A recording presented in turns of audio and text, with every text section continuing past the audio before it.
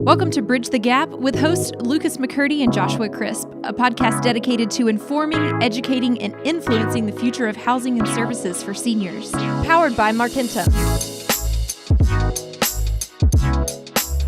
Welcome to Bridge the Gap podcast with my co-host Joshua Crisp and Lucas McCurdy. Here we are at the EFA conference, and it's a rainy day here in Savannah, Georgia, but we're really excited to be here. We've met some of the most interesting people, and one of those interesting people along the way that by providence we've been able to meet Robert Soler. And thanks for having me. Thank you, Robert, so much. We're going to get into a little bit of your background, but Josh, this is day 2 of the conference here. How have things been going? Things are awesome at this conference. Again, first time at the conference, second day at the conference. We're having a good time. It's pouring rain, but we're having a good time in here. We did not catch the ferry today because of the rain, so we're having fun in Uber rides today. It's awesome to be here with Robert. We had a little bit of an opportunity to talk to Robert just before we got started here, and he's blowing my mind. So I'm learning a lot. I'm looking forward to talking with him some more, and I know our listeners are going to really enjoy hearing what he's talking about. I don't want to dog any of our previous guests because we've had a lot of smart people on, but Robert may be the smartest person that we've had on the show, especially between you and I. There's plenty of brain power there to dwarf us. Yeah, well, I mean, anytime you say NASA, and I work for NASA, that the guy's a smart guy, so we're glad to have him with us today. So with that being said, Robert, why don't you just give us a little bit of an introduction to you, kind of bring us up to speed on kind of how you came up and how your interest led to where they are today. So I guess I would say that I've always kind of had an interaction with light. So I guess I should start that I'm a lighting guy. I'm a lighting nerd by trade and occupation. But I've always grown up with a deep respect for light. Growing up as a kid, I actually was allergic to the sun, and it took years of trial and tribulation and not knowing what exactly I was allergic to until ultimately find out that it was the sun that I was allergic to, and it was an interesting time for me because I didn't know what was going on. So I think that I've grown up really having a large respect for the sun and the light as well. And so went and, got an electrical engineering degree. Then I thought that lighting was really something that I was gravitating towards. So I got a master's there. And then from there, I had the opportunity to work at NASA. And at NASA, I helped put the first LED light on International Space Station. Saw it go up with astronauts holding it up, and that was a really cool moment for me. And afterwards, I started to learn about the ability to change people's biology. I did a lot of photobiological experiments there at NASA, but the coolest one was about circadian rhythms. And so what's really cool about NASA and International Space Station is it orbits the Earth every 90 minutes. And so they don't get a 24-hour sun coming up every day. So we had to create a solution for them that basically recreates that 24-hour cycle inside the International Space Station. Fascinating.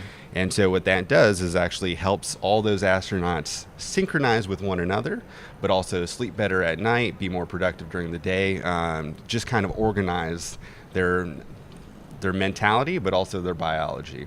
Interesting. And so that is kind of a synopsis of where I came from, but ever since then, I was really passionate about it, and actually, I just started a PhD in behavioral neuroscience because after I learned about what the technology could do, I started wanting to understand more about the biology. And so I went to UC San Diego, which is where I'm at now in San Diego, to start to do a PhD in behavioral neuroscience. And so UC San Diego is the center of circadian biology. So there's all these circadian nerds that come up together. There's 29 different labs.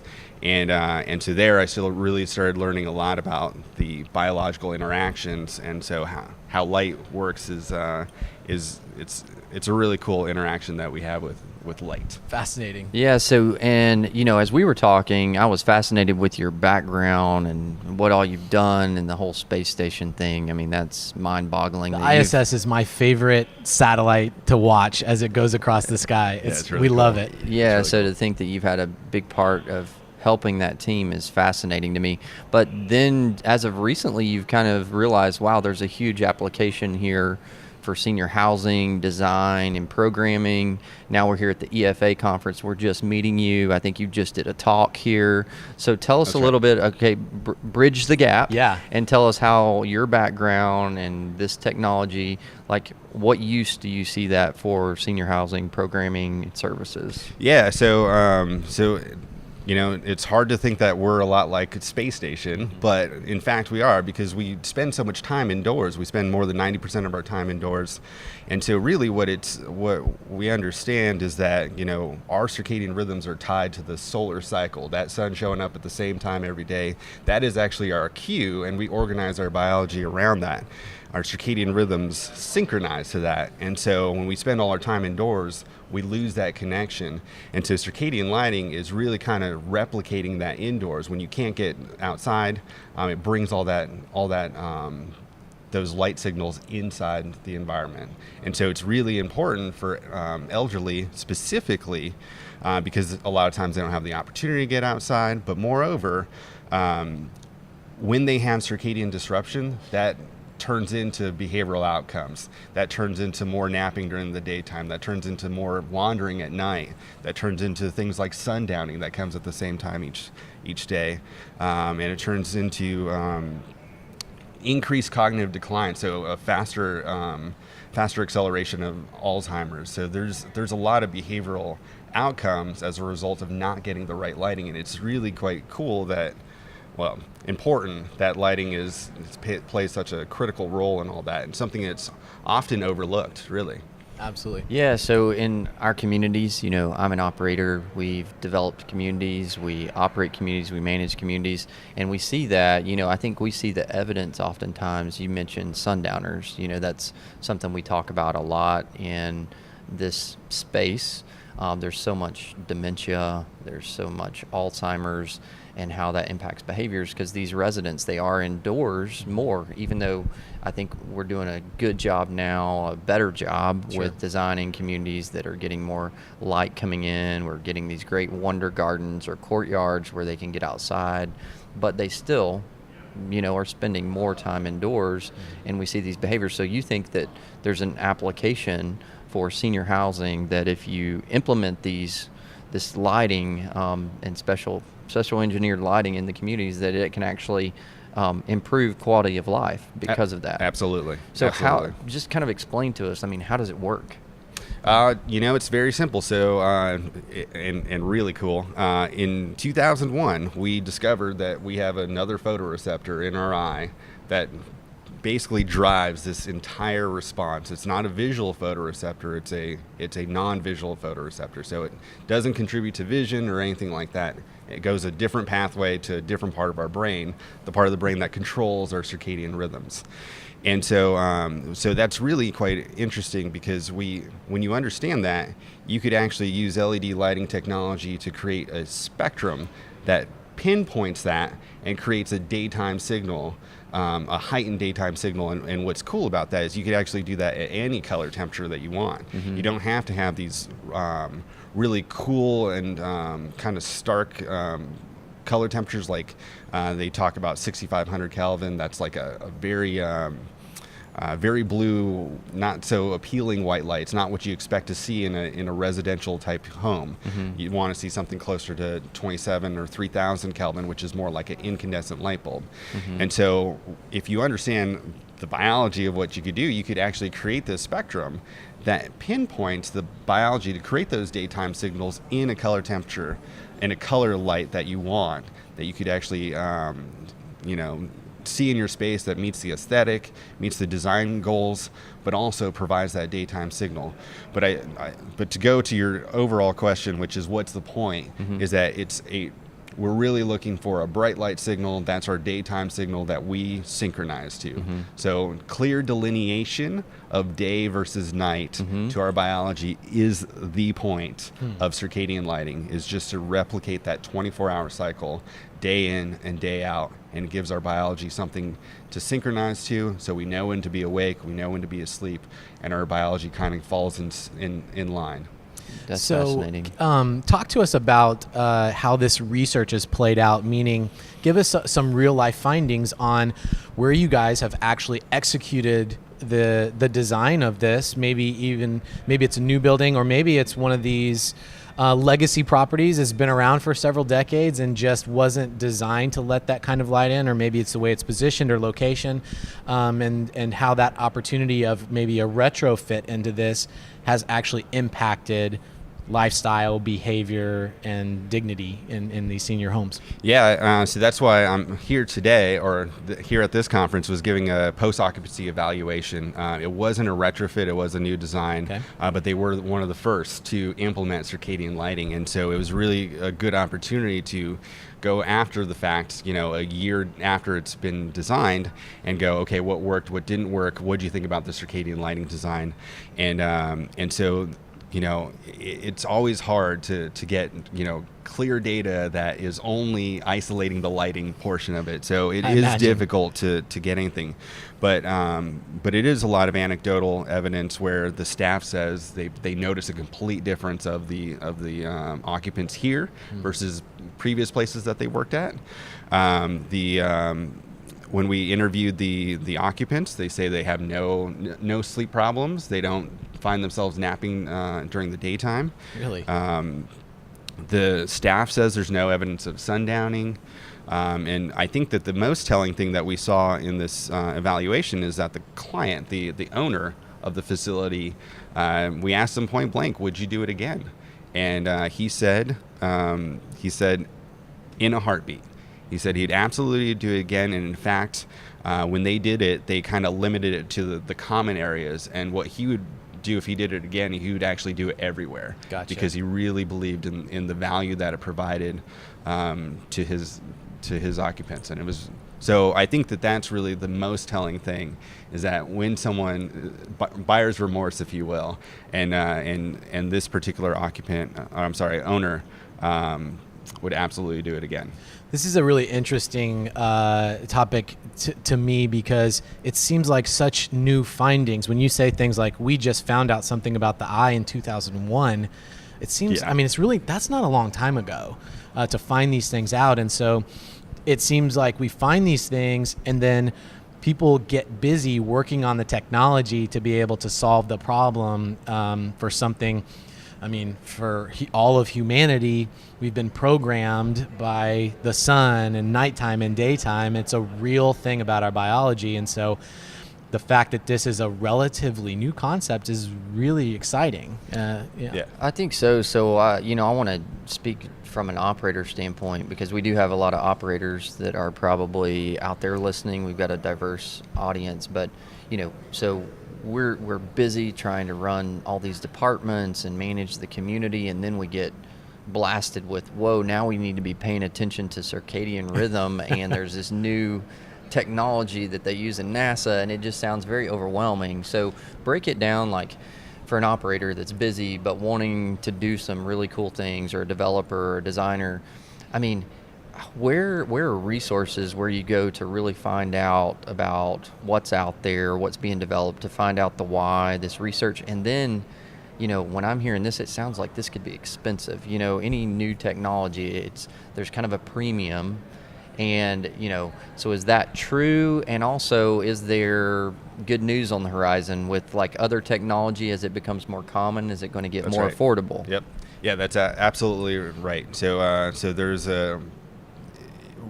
there's a lot of different competing technologies out there, and it'll eventually converge. But really, what we try to do is we try to create a very simple system. If you understand what our biology is looking for, it really is a biologically bright day and a biologically dark night. And so we could create that system. And so you could absolutely do it on a very simple control system. We really try to streamline it so that it understands what's going on outside and tries to replicate that inside from a biological spectrum standpoint. Not so much the color of what's going on out there, because it's usually 6,500 Kelvin, which not too many people are excited about bringing that inside. But really what we've tried to do is try to create something that is super simple, and when you take out all the bells and whistles out of that, you can absolutely make it affordable. And so that's what we really try to do, is try to create, give you the biological solution without any of the bells and whistles and the marketing stuff, to get you the most value. So the process, I'm a developer, I'm an owner, and I'm starting the process, and I'm thinking, as an operator, wow, this is really cool. How do I even start the process of getting something like this in my community? What does that process look like? Where should we begin? Is this kind of something that we decide on, way after we've already got the plans developed? Do we need to be planning on this on the very front end? When do we start talking about this? Yeah, I think that so it would make a lot of sense to do it on the front side of things, because I think that there's some basic design elements to this that you could, in order to do it well, things like cove lighting is a really good way to apply the light that you need in a very comfortable way. Making sure that you have access to cove lighting is like probably step number one. You could still do it without the cove lighting, but that is a critical way to make sure that you're getting it without any glare points that are going to be a little bit uncomfortable for the patient. So that's a really good way to get the right light levels, and then you could use that to deliver the right spectrum as well.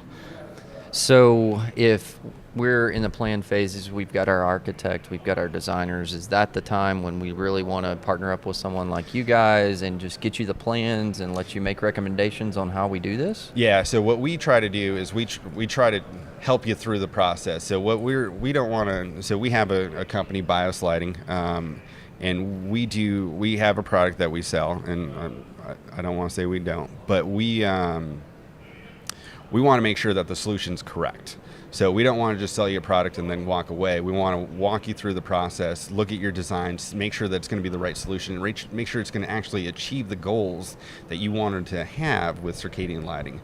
So you come to us and we'll look at that design and give you a solution that's actually going to do what you want to do, and make sure that it's in that budget that is critical for everyone. So, new development, that's one thing. You've got ground up. What about, a business that Lucas and I are in a lot, and taking old things and repurposing them? Sure. And, this technology wasn't available, years ago or even recently. So is there hope for those existing communities where you can retrofit something like this? Absolutely. I think that's probably where the most opportunity is, because in those retrofit buildings, there probably wasn't a lot of windows. There probably wasn't a lot of access for daylight.